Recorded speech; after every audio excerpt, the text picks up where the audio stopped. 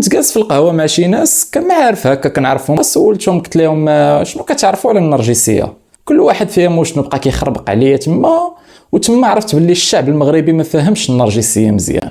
وانا اليوم جيت باش نشرح لكم شنو هي النرجسيه، وهذا خير من عندي بما اني احسن يوتيوبر في العالم. اركزوا مزيان باش تفهموا شنو هي النرجسيه. كان واحد السيد سميتو نارسيس، وكان بوغوس، وكان اللي شافو كيتزعط فيه، وحتى هو عارف راسو بوغوس، وكان مغرور وكان حاس براسو وما كانش كيتسوق للناس الاخرين. وكانت واحد السيده اخرى سميتها ايكو، وكانت مزعوطه في نارسيس، ولكن ما كانتش كتقدر تهضر معاه حيت فيها واحد اللعنه. ما كتقدرش تمشي تهضر مع شي واحد، ولكن كتقدر غير تعاود الهضره اللي كتقال لها. هاد السي نارسيس واحد النهار كان في الغابه، وكان مع شي صحابو كانوا كيصيدوا، وخلى صحابو مشى كيتسركل في الغابه، وهو غادي بدا كيسمع التخرشيش وشداتو تنكره، وبدا كيسول شكون تما. وفي هذا الوقت ايكو كانت حاضيه، وهي تجاوبو، هي تقول ليه شكون تما. جاوبها قال لها نارسيس، وهي ترجع تجاوبو، هي تقول ليه نارسيس. قال لها انا حدا النهر. قالت له حدا النهر؟ قال لها اجي عندي. جاوباتو اجي عندي. قال لها ما شايفكش، بغيت نشوفك. مشات كتجري عنده وكتردد بغيت نشوفك بغيت نشوفك. منين هي بغات تعنقه هو يدفعها، وشاف هذيك الشوفه ديال ديكولاس حيت هو الزوين وتا واحد ما زوين عليه، ومشى وخلاها. هاد ايكو تقلقات بزاف وشداتها الديبرسيون، وهاد الشيء ما عجبش الالهه. تقلقات عليه الالهه وهي تلعنو، واللعنه ديالو كانت هي غيشوف وجهه في النهر وغيبقى يشوف في راسو وغيتزعط في راسو حتى غينسى راسو وغيموت في بلاصتو. والبلاصه اللي مات فيها نبتات واحد الورده زوينه بزاف اللي سميتها دابا زهره النرجس. هاد الاسطوره تعاودت بزاف ديال الطرق وفسروها بزاف ديال التفسيرات، ولكن التفسير اللي اختاريت انا واتفقت معاه هو التفسير ديال واحد السيد سميتو نيل بارتون. وهاد نيل بارتون كيفسر لنا هاد الاسطوره باللي ايكو في الحقيقه هي غير انعكاس ديال الذات ديال نارسيس، وما عمرها كانت شي ايكو في الواقع. والرفض ديالو الايكو كان في الحقيقه رفض ديالو لذاته الداخليه، وهذا الشيء بسبب انه عنده فراغ داخلي وما عندوش تقدير ديال الذات.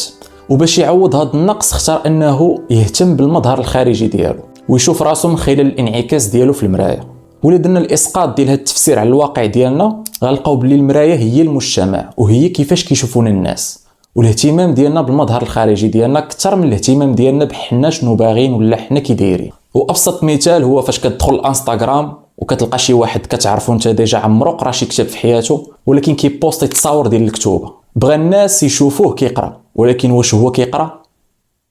سيغموند فرويد عطانا واحد المفهوم ديال النرجسيه في سياق علم النفس الحديث، وشرح هذا المفهوم في واحد المقاله اللي تنشرت اول مره في 1914 وكانت سميتها مقدمه النرجسيه. فرويد كان كيعتقد ان النرجسيه هي تطور طبيعي للانسان، وكل واحد فينا عنده درجه ديال حب الذات، وهذه مرحله طبيعيه في نمو الانسان. ولكن فرويد ميز ما بين النرجسيه الصحيه والنرجسيه المرضيه، وعطانا مثال ديال الطفل اللي كيركز غير على راسه وهو محور الكون، وهو اللي كياخذ بلا ما يعطي، وكيشوف العالم كامل مسخر غير بليه.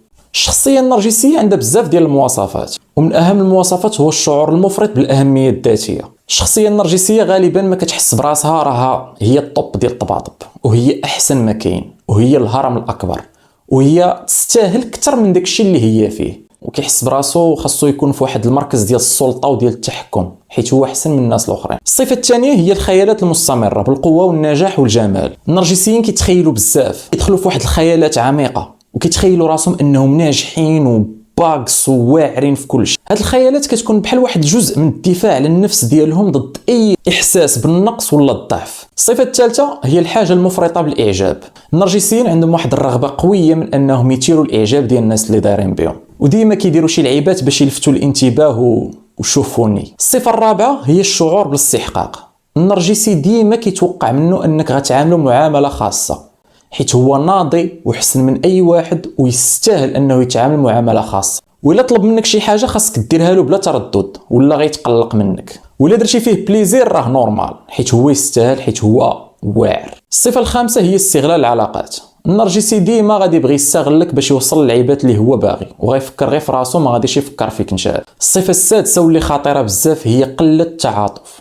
النرجسي ما تيحسش بالناس الاخرين وكيهتم غير بالاحتياجات ديالو هو. الصفه السابعه هي الحسد والشعور بالتهديد من الاخرين. يعني الا صدقات لك شي حاجه ولا نجحتي في حياتك هو غير حسدك وما غيحملكش، حيت انت الا وصلتي لشي حاجه هو كيحس براسو انه خاص يوصل احسن من داكشي اللي انت وصلتي ليه. الصفه الاخرى هي السلوك المتكبر والمهين. غالبا النرجسيين غينتقدوك انتقاد اللي خايب، واخا دير شي حاجه واعره غيقولك خويا غير حبس، هادشي اللي كدير راه لا علاقه، وهكا كيحاول يثبت التفوق ديالو عليك حيت نتاقدك واخا هو يكون ما كيدير والو في حياته، وغيحاول يحطم القيمه ديالك باش يحس براسو هو احسن منك. وعندنا واحد السلوكيات اخرين للنرجسيين في العلاقات العاطفيه. ها انت اختي ولا خويا، انا نعطيكم صفات ديال النرجسيين الا كنتو معاهم في غولاسيون.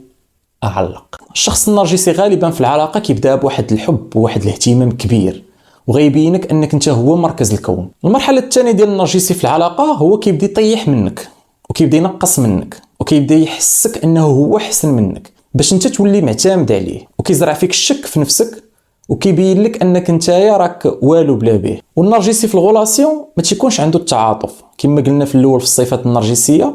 التعاطف هي واحد الصفه اللي خطيره، وانسان ما عندوش التعاطف كيعني انه يا بسيكوبات يا سوسيوبات يا نرجسي. وعلى الاغلب الناس اللي كيكونوا سايكوباث ولا سوسيوباث راه تيكونوا نرجسيين. ولا طولتي مع شي علاقه في شي نرجسي عارف راسك راه غتسالي بواحد الطريق خايبه، وغتولي عندك نقص ثقه في النفس، وغطيح في الاكتئاب، وغطيح في بزاف ديال المشاكل. داكشي علاش الا حسيتي براسك مع شي شخص كيعاملك بهذا الشكل هذا غيهرب منه. الشخصيه النرجسيه ما كتجيش من الفراغ، ولكن كيكونوا عندها بزاف ديال العوامل اللي كتاثر عليه، ومن اهم هاد العوامل هي التربيه والطفوله، حيت المحيط اللي كبر فيه الانسان هو اللي كيشكل الشخصيه ديالو في المستقبل. فاش كتكبر واحد الدري في الفشوش وكتعطيه اي حاجه بغاها، هادشي غالبا كيطور عنده واحد الاحساس بالاستحقاق، وكيتعلم من صغره انه ياخذ كل شيء بلا ما يعطي والو. والعكس كذلك اللي هو الاهمال والقسوه، اللي حتى هو كيكبر لنا شخصيه نرجسيه ولكن بطريقه اخرى. الطفل اللي كيعيش واحد الطفوله قاسيه ومهمشه كيخلي عنده واحد الاحساس انه غير زايد، وانه حتى واحد ما كيبغيه، وانه منبوذ.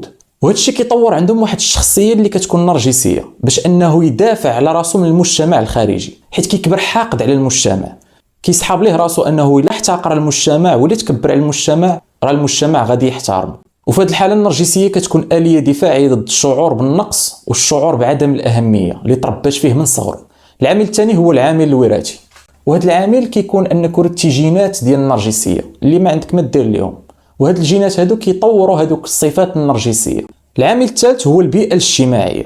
هنا فاش كنهضروا على البيئه الاجتماعيه بالضروره كنهضروا على البيئه الاقتصاديه اللي انت كابر فيها، حيت الا كنتي كابر في مجتمع راسمالي ماشي هي كابر في مجتمع اشتراكي، حيت كاين فرق كبير بيناتهم. المجتمع الراسمالي كيركز على النجاح الشخصي وعلى الفردانيه ديال الفرد، بحال في اوروبا بحال في امريكان بحال عندنا حتى حنايا. في المجتمعات الراسماليه الشخصيه النرجسيه كتلقى واحد البيئه خصبه انها تكبر وانها تنمو، وهذا الشيء كيعزز السلوكات النرجسيه على المستوى الشعبي، على العكس في المجتمعات الاشتراكيه حيت كتركز على الجماعيه والتعاون اكثر ما كتركز على الفردانيه. كتكون النرجسيه اقل انتشار بين الناس العاديين، ولكن القاده في هذه المجتمعات الاشتراكيه كيكونوا متسلطين بزاف، كيكونوا نرجسيين بواحد الطريقه كبيره حيت كتعطي لهم واحد السلطه كبيره وكيشوفوا راسهم احسن من الناس الاخرين.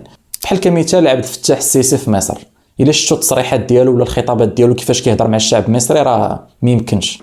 والله العظيم انا ما لقيت بلد، انا ما لقيتش بلد، انا لقيت اي حاجه قولي له خد دي. على عكس القاده في المجتمعات الراسماليه كتلقاهم شويه مطيحين زنافرهم الارض، حيت الا داروا شي حاجه ماشي هي هذيك غيطيروهم، وكيكون واحد شويه ديال التوازن ما بين الشعب وما بين القاده ديالو. الحاجه الرابعه هي التاثيرات النفسيه. عندنا النقص العاطفي، فاش الدري الصغير ما كياخذش واحد الاهتمام كبير وواحد التعاطف وواحد الحنان في صغره، غالبا ما كيتوجهوا للنرجسيه باش يعوضوا داك النقص اللي عندهم، وكيحاولوا يثبتوا للناس الاخرين انهم ما محتاجين حتى واحد وانهم قادرين ينجحوا بوحدهم. كيقول لك انا ما حس بيا حد، علاش انا غنحس بالناس الاخرين، انا تكرفصت في صغري. الحاجه الثانيه هي التجارب المؤلمه. الناس اللي دازوا تجارب خايبه بزاف كيطور عندهم واحد الحس نرجسي كوسيله لحمايه النفس من الالم والشعور بالضعف. دابا كيفاش نتعاملوا مع الشخص النرجسي؟ الا ديتيكتيتي شي واحد في حياتك نرجسي شنو خاصك دير باش تتعامل معاه؟ خاصك اولا تفهم الدافع ديالو، علاش هو معاك في غولاسيون ولا علاش هو معاشر معاك. حيت الشخص النرجسي غالبا ما كيكون محسوس، واي حاجه قلتيها له غادي يكون عنده واحد الرياكسيون لي غراف، حيت ديما خايف من الفشل وخايف من الرفض. داكشي علاش خاصك تبقى مكالمي معاه وما تجاوبش معاه، الا انفعل عليك عطيه غير التقار وصافي. الحاجه الثانيه ديما خلي لي ليميت بينك وبينه، ما تصروش عليك من الاخر، حيت غالبا ما كيحاولوا يتعداو على الحدود ديالك. باش يحققوا داكشي اللي بغاو. وتقريبا كلنا كنعرفوا في حياتنا داك الجلاخه اللي غتقول ليه لا ولكن غيبقى يانسيستي وغادي يحكر وغيمرضك في راسك، حيت هو كيحس براسو انك خاصك دير فيه داك البليزير صحه. حاجه اخرى، حاول تجنب المواجهه المباشره مع هذا النرجسي، يعني ما تبقاش تنتقدو ولا تعطي راي ديالك فيه ولا شي حاجه، حيت غالبا غادي يتقلق وغيتنيرفا وتقدر طرا بيناتكم شي حاجه اللي خايبه. هو غالبا ما كيتقبلش الاراء د الاخرين بحالي انايا، ولا عطيتيه شي نصيحه كيحس بحال لا هنتيه بحالي انايا، حيت انا نرجسي شي شويه. ديما حاول تتعامل معاه بشي طريقه ذكيه اللي ما تخليهش يحس بالاهانه باش تتفادى المشاكل وصافي. سينو من هذا الشيء كامل قلب 6 سعود وعطيه اتساع وهانت بخير. الحاجه الاخرى اللي بغيت نهضر عليها هي السوشيال ميديا، وكيفاش السوشيال ميديا خلات ان السلوك النرجسي يتطور ويبان اكثر. والشخص النرجسي عزيز عليه الاعجاب وعزيز عليه الناس يشوفوه واعر وناجح، واخا هو يكون ما مطفروش في حياته، ولكن ديما غيبين لك في فيسبوك ولا في انستغرام انه ناضي وتصاور ناضين، وما عمرك غتشوفه في شي حاله ما هياش. وهاد السلوكات هي معديه وكتخلي ناس اخرين حتى هما يتاثروا، والمعيار كيكون هو جيم ولا كومونتير ولا الارقام ولا ستريمر الاول في العالم ولا اليوتيوبر الاول في العالم. كل ما تزادوا الارقام كبروا الكومونتيرات الزوينين كل ما الشخص كيغدي النرجسيه ديالو. يقدر يكون هو ظريف نورمال ما به والو، ولكن الناس حيت كبروها ليه ولا كيحس براسو هو الهرم الاكبر وهو احسن واحد في العالم. الخلاصه هي انه كلنا نرجسيين وكلنا فينا واحد القدره ديال النرجسيه، ولكن واش ديك النرجسيه وصلت للحاله المرضيه ولا باقا في حدود النورمال؟ الا كنتي كتفرج في هذا الفيديو كتشوف هذوك المواصفات وكتطبقهم على راسك راك انسان نورمال، ولكن الا كنتي كتشوف هذا الفيديو وهاد المواصفات طبقتيهم على ناس اخرين فراك على الاغلب ماشي هو هذاك. وحاولوا ديما تخليو رجليكم في الارض وتخليو الامور متوازنه، وما تخليوش السوشيال ميديا تاثر عليكم، حيت في هذا الوقت راه كنشوفوا بزاف ديال النماذج اللي ماشي نورمال، واي واحد دار شي انجاز بسيط كيرد واحد الحاجه اللي واعره بزاف. كنتمنى تكونوا استفدتوا شي حاجه من هذا الفيديو، وبطل تحت دير جيم وتسنى الجديد، حيت ديما داكشي اللي كندير ناضي.